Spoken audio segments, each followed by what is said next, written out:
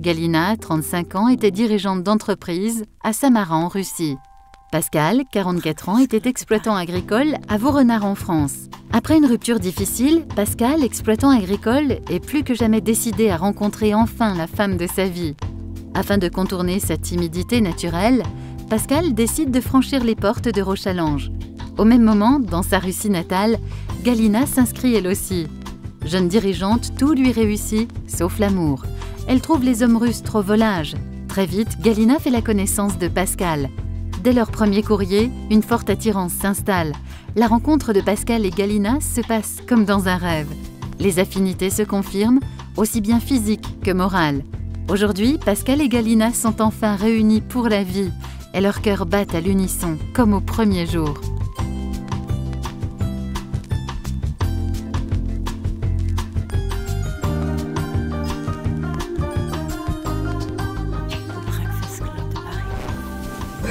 Suite à un divorce, le fait de se retrouver seul, l'envie de reconstruire quelque chose, oui. Un échec, voilà.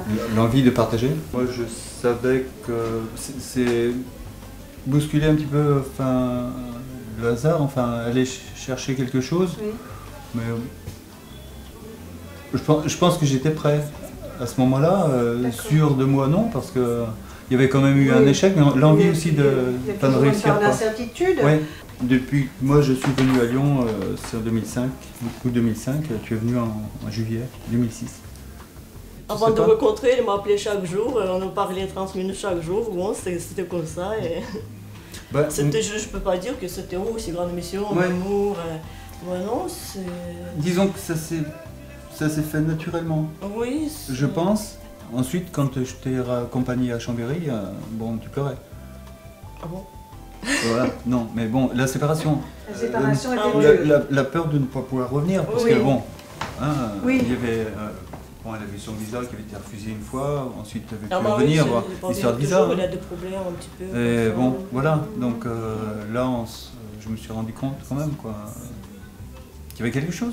Bon, c'est peut-être pas le grand amour, on ne peut pas définir ça, mais ça se construisait. Ça se construisait, voilà. C'était en construction. Dans l'espoir, quand même, quelque part. Oui. Tu me poses la question, pourquoi je ne pleure pas? Je dis que je pleure je ne le montre pas, mais voilà, on est heureux, on est content, c'est un moment comme ça. Disons que, en attendant qu'elle vienne, je dis il fait vraiment chaud, et quand elle est venue, il neigeait, donc... c'est sûr. Non, mais c'était plutôt... moi je pense que l'envie de partager quelque chose, j'ai pas été moi-même...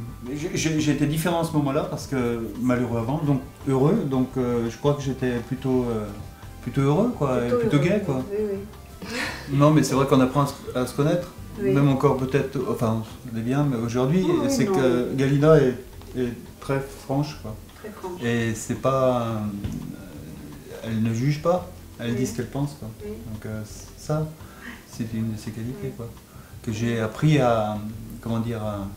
j'apprends beaucoup d'elle, Oui. Il a bon caractère aussi? Oui, quelquefois non, un peu dur. J'ai un mauvais caractère. Non, mais... Bon. Non, mais... ouais. À la base, je suis pas un très très bon caractère, je suis plutôt un caractère... Mais quand même, vous acceptez de communiquer. Ah oui? C'est quand même, dans la mesure où on communique, où on parle, on peut arriver à s'entendre. On en a discuté, j'aurais bien aimé que ses parents viennent. Oui, faire venir les parents pour faire une fête. Oui, pour qu'ils voient où elle est, Oui. Mais bon, apparemment c'est pas évident. Ils sont jamais partis, c'est identique à mes parents. Je sais pas. Ça, je sais pas si on peut dire que c'est un projet, je sais pas si ça se réalisera. Ensuite, moi j'aurais bien me marier à l'église, parce qu'on n'a pas fait de mariage. Oui. Voilà. Donc juste le mariage civil pour l'instant. Et vous aimeriez vous faire un joli mariage à l'église? Oui, avec parents et amis, Non, j'aurais voulu avoir un petit studio ou quelque chose comme ça. Oui. pour sortir du cadre viticole. Ouais, quotidien. Voilà. Mais c'est des projets qui sont simples. Je veux dire, je sais pas, ça se fera. Oui. Bon, on va regarder. J'ai l'impression que Galina, elle tombe amoureuse d'un autre village. Alors, pas qu'elle se plaise pas à Vornard dans le petit village, hein, puisque bon, si elle ne se plaisait pas, ça serait reparti, je pense. Mais à chaque fois qu'on va dans un pays, en France, elle tombe amoureuse. Donc, je repars, un échec. Donc, déjà, moi, ma première idée, c'était de ne pas refaire ma vie avec une dame française, puisque.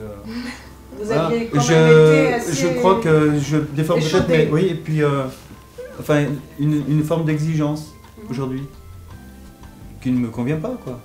Mais c'est peut-être déformé, c'est peut-être de la société, des choses comme ça que je bon, elle est plus à l'écoute. Plus à l'écoute.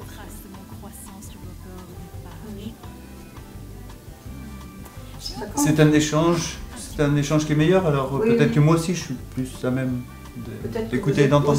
Plus à l'écoute et plus tolérant à son égard. Mais je ne sais pas si c'est une différence, enfin, femme russe, femme française. Il ne faut pas pleurer dans son coin. Il faut faire des choses, et il faut commencer à faire des choses. Oui. Et c'est bien. Faire des choses, c'est-à-dire agir pour en sortir de cette solitude. Bah oui, oui. Voilà, c'est ça. Et vous dites pareil? Oui, il faut ouvrir les portes. Ouvrir les portes. J'ai fait la démarche 2 fois. Une fois, bon, je ne suis pas venu, après j'ai dit, je vais. Oui. J'ai pas eu le courage la première fois. La première fois, ici, oui. Vous aviez pris rendez-vous et vous n'êtes pas venu. Oui. La deuxième fois, après, au bout d'un mois ou un mois et demi, je ne sais plus, 2 mois, oui, je suis venu. Non, de toute façon, ne pas rester seul parce que c'est pas bon. Enfin, si les personnes pleurent dans leur coin, c'est pas simple. Non, c'est pas simple de toute manière. C'est vrai que si on connaît quelqu'un,